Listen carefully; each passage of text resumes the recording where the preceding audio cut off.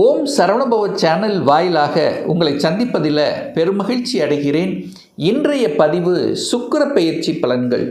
பொதுவாக சுக்கிர பகவான் கலத்திர காரகன், வண்டி வாகனத்துக்கு காரணகர்த்தாவாக இருக்கக்கூடியவர், அனைத்து விதமான சுக போகங்களை அள்ளி கொடுக்கக்கூடியவர், கலைத்துறைக்கு சொந்தக்காரர். அப்பேற்பட்ட அந்த சுக்கிர பகவானானது கும்ப மனையிலிருந்து மீன மனைக்கு பயிற்சியாகிறார். இது எப்போ நடக்குது அப்படின்னா மார்ச் மாதம் 2ஆம் தேதி மீன மனையில் இந்த சுக்கிர பகவான் உச்ச பலம் அடைய போகிறார்.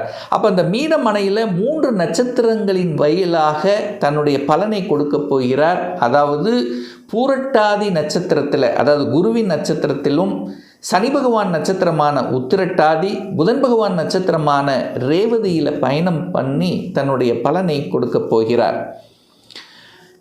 இந்த பதிவை நீங்கள் முழுவதுமாக பாருங்கள். நிச்சயமாக ஏதாவது ஒரு ரூபத்தில் உங்களுக்கு யூஸ்ஃபுல்லாக இருக்குங்கிறதுல எந்தவித மாற்று கருத்தும் கிடையாது.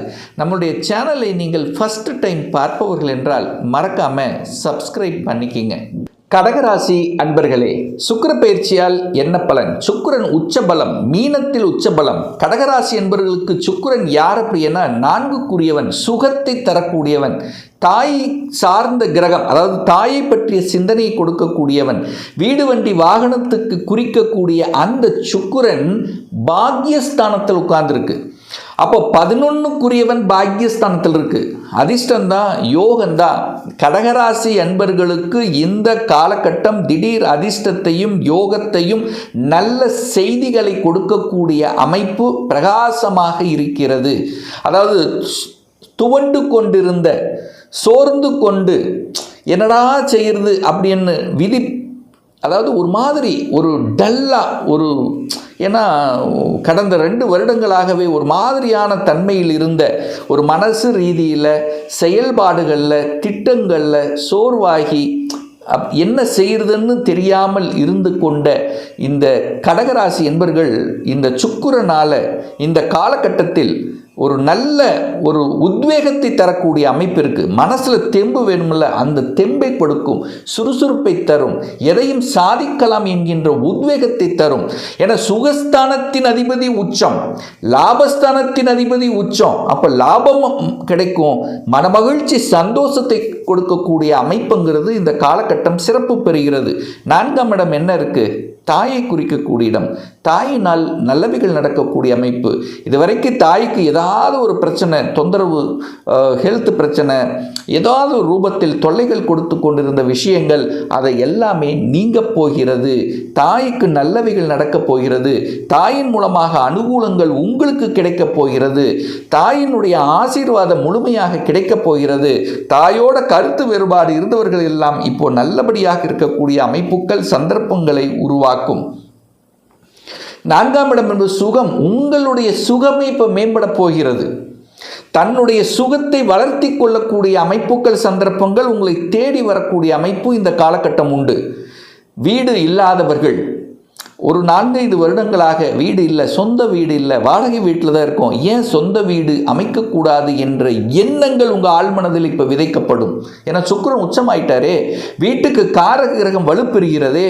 அப்போ ஒரு வீடு வாங்கணும், ஒரு இடத்தை வாங்கணும், ஒரு சுகமாக தமக்கு ஒரு இருப்பிடம் தேவைப்படுகிறது. ஸோ அந்த அமைப்புக்கு ஏற்ப இந்த காலகட்டம் உங்களுக்கு அதற்கான சந்தர்ப்பங்களை உருவாக்கி கொடுக்கும். ஏன்னா ஒரு 2-3 மாதமாக வீடு தேடிக்கொண்டிருந்தவர்கள், சரியான லொக்கேஷன் அமையாதவர்கள் எல்லாம் அமைந்துவிடும். இப்போ உங்களுடைய கனவு நிஜமாக போகிறது. உங்கள் ஆசைகள் பூர்த்தியாக போகிறது. இடம் வாங்கலாம், நிலம் வாங்கலாம், வீடு வாங்கலாம், விவசாய நிலம் வாங்கலாம், காலி மனைகள் வாங்கலாம். எப்படியோ ஒன்று தன்னுக்கு ஒரு சொத்து சேர்க்கக்கூடிய அமைப்புகள், சந்தர்ப்பங்கள் கடகத்துக்கு 99% சிறப்பு பெறுகிறது அப்படின்னு சொல்லுவேன். 1% என்னன்னா சனியோடு சேர்ந்திருக்கார், 8ஆம் அதிபதியோடு சேர்ந்திருக்கார். ஒரு சின்ன வழிகள் கொடுக்கும், சின்ன தடங்கள் கொடுக்கும். பட் அதை பற்றியெல்லாம் நீங்கள் கவலைப்பட வேண்டியதில்லை. இந்த காலகட்டம் நிச்சயமாக சுகம் சார்ந்த விஷயங்கள், வீடு வண்டி வாகனங்கள் சார்ந்த விஷயங்கள், உங்கள் ஆசைகள் நிறைவேறக்கூடிய ஒரு நல்ல காலகட்டம் தான். இதை சரியான முறையில் பயன்படுத்தி கொள்வது கடகத்துக்கு சிறப்பு. லாபஸ்தானத்தின் அதிபதிங்க சுக்கிரன் வலுப்பெறுகிறது, அது பாக்கியஸ்தானத்தில் உச்சம் பெறுகிறது. அப்போ செய்யக்கூடிய வேலையில், இப்போ ஒரு வேலையில் இருக்கிறீங்கன்னா அந்த வேலையில் இப்போ உங்களை பற்றி புரிஞ்சுக்குவாங்க. கடந்த 2 வருடங்களாக உங்களை பற்றி புரிந்து கொள்ளாதவர்கள் இப்போ புரிஞ்சிருப்பாங்க. உங்களுடைய செயல்பாடுகளில் ஏதாவது தடை, நீங்கள் நல்லா செஞ்சிருப்பீங்க, உங்களை பற்றிய அவதூறு பரப்பினவர்கள், உங்களை பற்றி குறை சொல்லி கொண்டிருந்தவர்கள் இப்போ புரிந்து கொள்வார்கள். அப்போ உங்களுடைய உழைப்பினுடைய அந்த தன்மை, ஸ்திரத்தன்மை இப்போ வெளிப்படுத்தும். இவங்களால் தான் இது நடந்தது, இத்தனை நாள் மறைந்திருந்த நீங்கள் இப்போ வெளியில் வரப்போறீங்க. அப்போ உங்களை பற்றியான ஒரு நல்ல சிந்தனை ஓட்டங்கள் இப்போ நல்லாவே இருக்க போகுது. உங்களை புரிந்து கொள்ளாதவர்கள் புரிந்து கொள்ளப் போகிறார்கள். அப்போ வேலையில் நன்மதிப்பையும் மரியாதை கிடைக்கக்கூடிய, கௌரவத்தை கிடைக்கக்கூடிய அமைப்பு இருக்கிறது. அதே சமயத்தில் உயர்வு, பதவி உயர்வு, ப்ரமோஷன் கிடைக்காதவர்களுக்கெல்லாம் ப்ரமோஷன் கிடைக்கக்கூடிய ஒரு காலகட்டத்தினுடைய தொடக்கமாகவே இந்த காலகட்டம் அமைய இருக்கிறது. அப்போ மேலதிகாரிகள் உங்களை புரிஞ்சுக்க போகிறாங்கன்னு அர்த்தம். உங்களுக்கு கொடுக்க வேண்டிய மரியாதை கிடைக்கப் போகிறதுன்னு அர்த்தம். உங்களுக்கு கிடைக்க வேண்டிய அங்கீகாரம் கிடைக்கப் போகிறது அப்படின்னு நம்ம எடுத்துக்கலாம். அப்போ லாபங்கள் கிடைக்கும். தொழிலில் இருக்கிறவங்க இப்போ லாபத்தை எதிர்பார்க்கலாம். சுக்கிரனுங்கிறது கையிருப்பு பணக்காரகன் அல்லவா? அப்போ உங்கள் பாக்கெட்டில் எப்படியாவது இந்த காலகட்டம் பணம் இருக்கத்தான் செய்யும். இப்போ பணத்தால் எந்த பிரச்சனையும் ஏற்படுத்த போவது இல்லை. அப்போ மனமகிழ்ச்சி, சந்தோஷத்தை கொடுக்கக்கூடிய சில செயல்பாடுகள் திருப்திகரமாக இருக்கும். அப்போது சுக்கிரன் அப்படிங்கிறது பொதுவான ஒரு கலத்திர காரக கிரகம் தான் சுக்கிரன். அவர் உச்சமாக இருக்கார். யாரோட சேர்ந்திருக்கார்? 7ஆம் அதிபதியோடு சேர்ந்திருக்கார். அப்போ திருமணம் ஆகாத கடகராசி என்பவர்கள் திருமணம் அமைவதற்கு உண்டான வரன்கள், அதாவது எத்தனையோ வரன்களை பார்த்துருப்பீங்க, ஏதோ ஒரு வகையில் தட்டி கொண்டே போயிருந்திருக்கும், ஏதாவது ஒரு குழப்பம் இருந்துருக்கும். இப்போ தெளிவு கிடைக்கும். 2 மாதத்துக்கு முன்னாடி பார்த்தவங்கெல்லாம் இப்போ திருப்பி அதை ரீகன்சிடரேஷன், திருப்பி வரக்கூடிய அமைப்புகள், பார்த்த 6 மாதம் முன்னாடி இப்போ மறுபடியும் ரிட்டர்ன் வரக்கூடிய அமைப்புகள், இப்படி வரன்கள் பொருந்தக்கூடிய வாய்ப்புகள், சந்தர்ப்பங்கள் கடகத்துக்கு நிச்சயமாக உண்டு. ஸோ 7ஆம் அதிபதி போய் எங்கே இருக்கார்? 9ஆம் இடத்துல பாக்கியஸ்தானத்தோட சேர்ந்திருக்கு. அது லாபாதிபதியோடு இணைகிறதுனால மனமகிழ்ச்சி, சந்தோஷத்தை தரக்கூடிய செயல்பாடுகள், அதாவது சந்தோஷத்தை தரக்கூடிய விஷயங்கள் என்ன?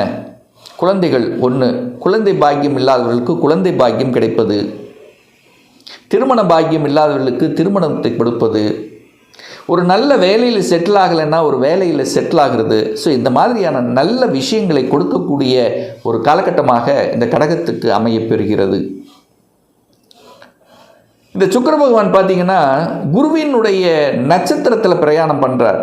2ஆம் தேதி, மார்ச் 2ஆம் தேதியிலிருந்து 4ஆம் தேதி வரை பூரட்டாதி நட்சத்திரத்தில், அது குருவின் நட்சத்திரம். அந்த குரு பகவான் 12ஆம் இடத்திலிருந்து 6ஆம் இடத்தை பார்க்குறார், 8ஆம் இடத்தை பார்க்குறார். அப்போது வெளியூர், வெளி மாநிலம், அந்நிய தேசம் சென்று வரக்கூடிய பாக்கியங்கள் இந்த காலகட்டத்தில் உண்டு.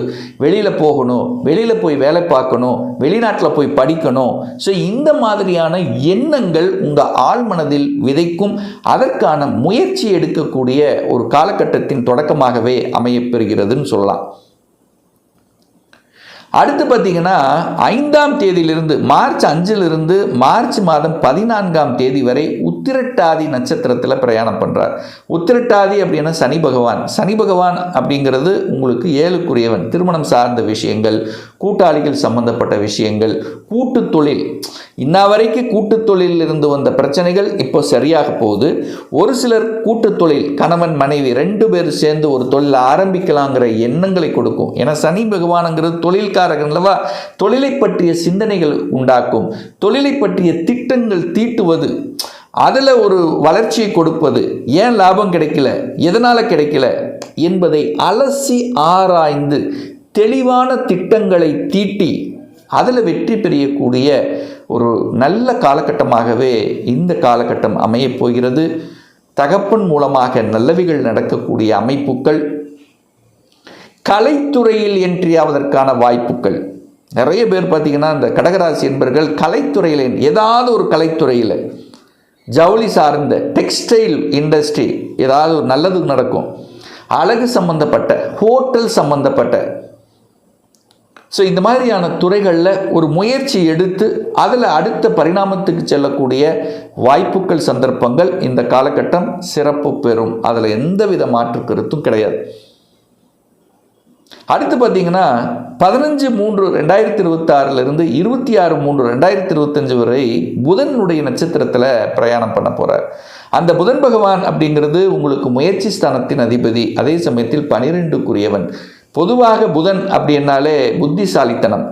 அப்போ இந்த சுக்கிரனும் புதனும் கூட்டு சேர்ந்தாலே கம்ப்யூட்டர் சார்ந்த விஷயத்தில் ஆர்வத்தை கொடுக்கும். அப்போது தகவல் தொடர்பு துறை கம்ப்யூட்டரில் இருக்கின்றவர்களுக்கு ஒரு நல்ல மாற்றத்தையும் நல்ல ஒரு ஆப்பர்ச்சுனிட்டி எதிர்பார்க்கலாம் இந்த காலகட்டத்தில்.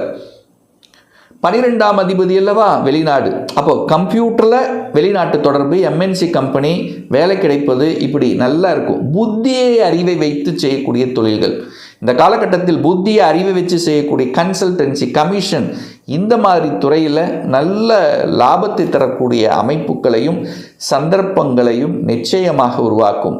அப்போ கடகத்துக்கு லாபாதிபதி உச்சம், சுகஸ்தானாதிபதி உச்சமாக இருக்கும்போது நல்ல ஏற்றத்தையும் நல்ல செய்திகளை கொடுத்து மனமகிழ்ச்சி சந்தோஷத்தை தரக்கூடிய ஒரு நல்ல காலகட்டமாக அமையும் என்று சொன்னால் அது மிகையாகாது.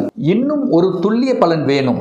உங்கள் சுய ஜாதகத்தில் சுக்கிரன் எப்படிப்பட்ட நிலையில் இருக்கார்? ஆட்சி பலத்தோடு இருக்கா? உச்ச பலத்தோடு இருக்கா? வர்க்கோத்தம பலம் பெற்றிருக்கா? பாவ கிரகங்களின் தொடர்பில் இருக்கா? அல்லது 6, 8, 12ஆம் அதிபதிகளுடன் சேர்ந்து இருக்கா? யோக கிரகத்தோடு சேர்ந்து இருக்கா? என்ன டிகிரியில் இருக்கு? இப்போ நடப்பு தசாநாதன், புத்திநாதன், சூட்சமநாதன் எப்படி இருக்கு என்பதை பொறுத்து நீங்கள் கேட்கக்கூடிய எந்த கேள்வியாக இருந்தாலும் சரி, இந்த 2026 சொந்த தொழில் செய்வதற்குண்டான கொடுப்பினை இருக்கா? அப்படி இருக்கக்கூடிய பட்சத்தில் எப்போ நம்ம சொந்த தொழிலை ஆரம்பிக்கலாம்? +2 முடிச்சிட்டேன், எந்த கோர்ஸ் படித்தா நம்மளுடைய ஃப்யூச்சர் நன்றாக இருக்கும்? திருமணம் தடைபட்டு கொண்டே இருக்கிறது, எப்போ தான் சார் திருமணம் நடக்கும்?